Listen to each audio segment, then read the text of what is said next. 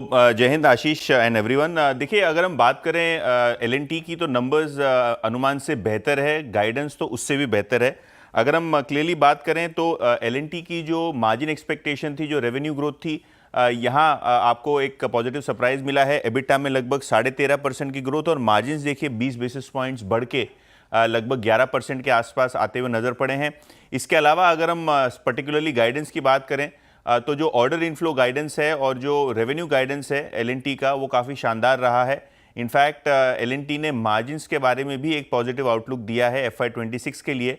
अगर हम पूरा रिजल्ट एनालिसिस करें तो नंबर्स बेटर देन एक्सपेक्टेशंस हैं और गाइडेंस की बात करें तो 10% से आपका ऑर्डर इनफ्लो ग्रोथ और 15% से ज़्यादा रेवेन्यू ग्रोथ की बात एल&टी ने की है, जो शायद बाजार को पसंद आएगी।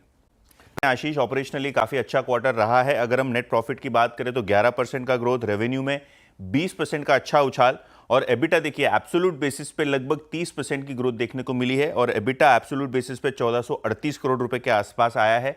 मार्जिन्स भी एक्सपेक्टेशन था शायद ये Q4 का क्वार्टर थोड़ा नरम रहे, लेकिन मार्जिन्स के फ्रंट पे भी कंपनी ने लगभग 80 बेसिस पॉइंट से अपना परफॉर्मेंस इंप्रूव किया है साल दर साल बेसिस पे और 11 रुपए का डिविडेंड जो है कंपनी ने अनाउंस किया है। अजय चावला MD कंपनी के बनेंगे 1 जनवरी 26 से।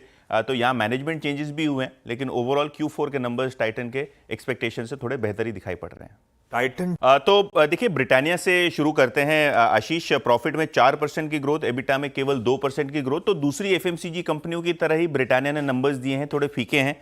ऑपरेशनली भी देखें तो मार्जिन 1.25% से गिरे हैं साल दर साल बेसिस पे, तो शायद यहाँ थोड़ा बहुत प्रेशर बनता हुआ नजर पड़े। इसके अलावा अगर हम पिडिलाइट की बात करें तो यहाँ भी नंबर्स आप देखेंगे तो एक्सपेक्टेशन से थोड़े फीके ही हैं। प्रॉफिट में हालांकि 40% का ग्रोथ है साल दर साल बेसिस पे, क्योंकि पिछले साल का बेस छोटा था, लेकिन एबिटा में केवल 10% की ग्रोथ और रेवेन्यूज में 8% की ग्रोथ आपको देखने को मिल रही है।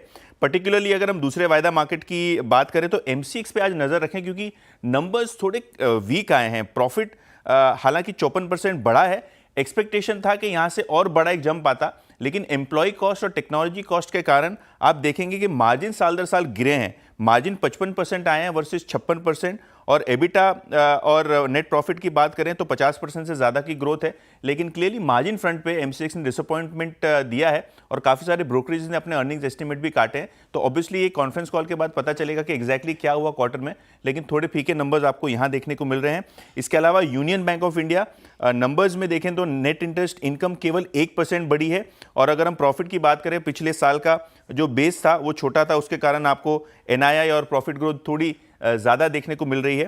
पर्टिकुलरली अगर हम चंबल फर्टिलाइजर की बात करें तो अच्छे नंबर्स हैं, 34% का प्रॉफिट ग्रोथ आपको देखने को मिल रहा है और मार्जिन्स भी आपको साल दर साल बेसिस पे सुधरते हुए नजर पड़ रहे हैं। 5 रुपए का डिविडेंड कंपनी ने अनाउंस किया है। ओके, ये कुछ